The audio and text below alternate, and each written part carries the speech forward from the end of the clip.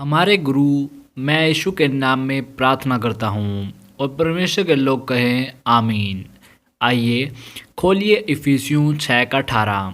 मैं आप सभी का स्वागत करता हूँ और सभी दासों का जो भूखे हैं और बहुत ज़्यादा भूखे हैं आत्मिक चीज़ों के लिए। इफिसियों 6 के 18 हम सभी के लिए एक देखा हुआ सा हिस्सा है। हर प्रकार की प्रार्थना और निवेदन सहित आत्मा की सहायता से हर अवसर पर विनती करते रहो। इस लक्ष्य से सभी प्रकार का यत्न करते हुए सावधान रहो तथा सभी संतों के लिए प्रार्थना करो। सभी पर ध्यान दें। जैसा कि पौलुस ने लिखा है, सामर्थ्य में होकर वह कहता है हमेशा प्रार्थना करते रहो, ना कि कभी कभार। प्रार्थना और निवेदन सहित आत्मा की सहायता से हर अवसर पर विनती करते रहो।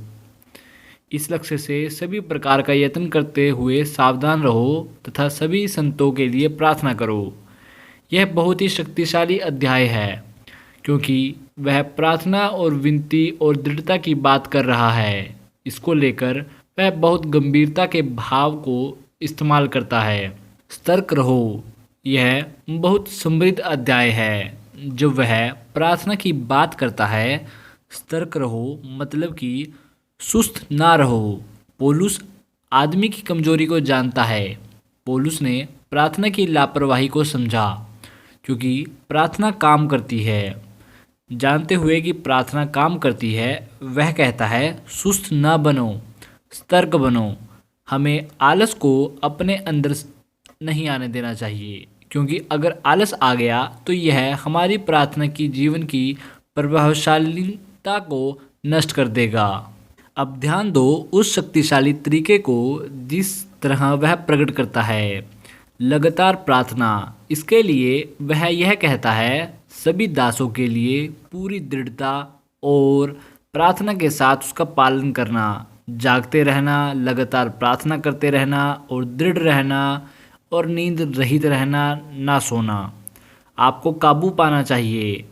अब क्यों वह इस पवित्र शास्त्र के इस अध्याय पर जोर देता है? जैसे कि हम पवित्र शास्त्र के सभी अध्याय को देखते हैं जहाँ परमेश्वर से जरूरी बात के लिए बोल रहा है। जहाँ परमेश्वर जरूरी बात पर जोर देता है, परमेश्वर इस बात पर जोर देता है क्योंकि यहाँ एक शैतान है, क्योंकि यह शैतान चालाक है, यह शैतान ताकतवर है और लगातार षड्यंत्र रचता है, आपदा लाता है।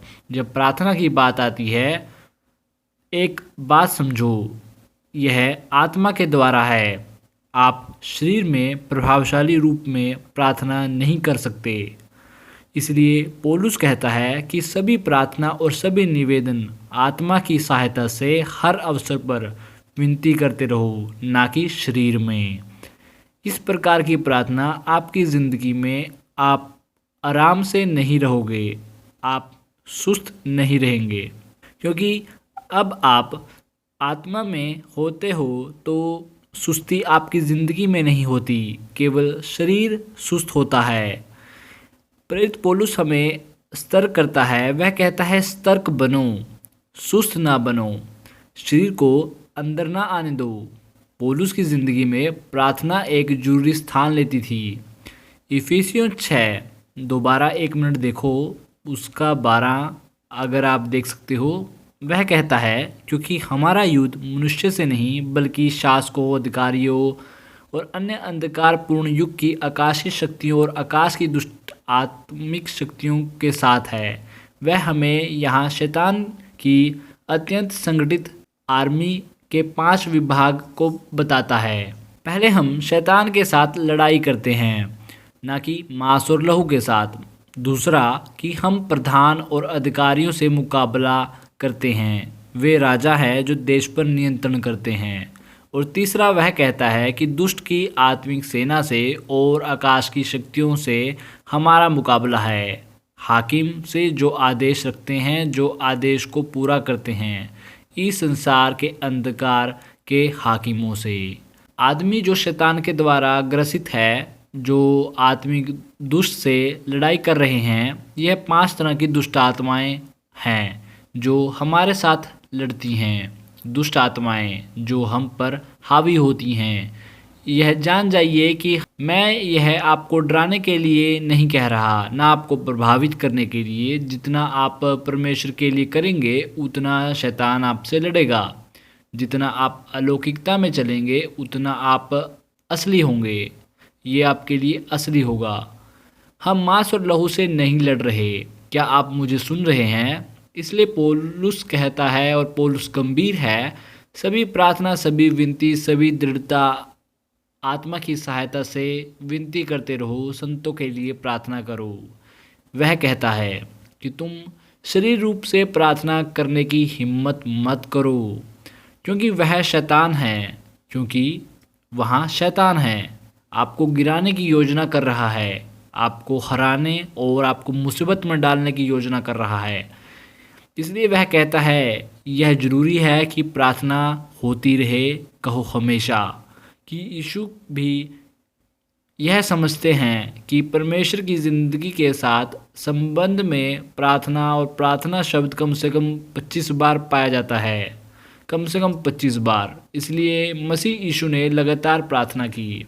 आदमी और औरत जो ज़्यादा समय प्रार्थना नहीं करते उसे यीशु का चेला नहीं कहा जा सकता।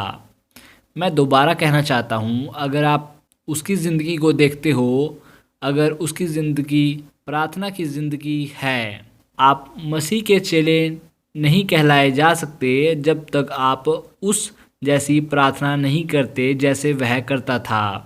उसने कहा मेरे पीछे चलो, यानी मेरे उदाहरणों के पीछे चलो। बाइबल कहती है उसने हर वक्त प्रार्थना की। असल में प्रार्थना उसकी सेवकाई थी। वह हमेशा मध्यस्थता करने के लिए जीवित है। इब्रानियों 7:25 कहता है, यह बाइबल का एक बहुत उलझाने वाला हिस्से है। क्यों यीशु अभी प्रार्थना कर रहे हैं? और क्या मैं यहाँ एक चीज़ और जोड़ सकता हूँ कि वह हमेशा प्रार्थना क्यों करेगा? हे दोस्तों, अगर आप चैनल पर नए हैं तो चैनल को सब्सक्राइब कर लीजिए और नोटिफिकेशन बेल यानी घंटी वाले बटन को दबाना मत भूलना, ताकि आपसे कोई भी वीडियो मिस ना हो।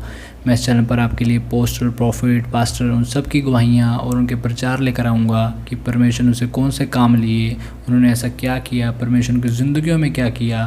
मैं इस चैनल पर आपके लिए लेकर आऊँगा, चाहे वो पास्टर किसी भी देश से क्यों ना हो।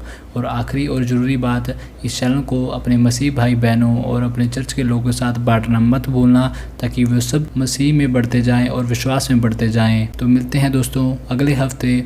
अलविदा।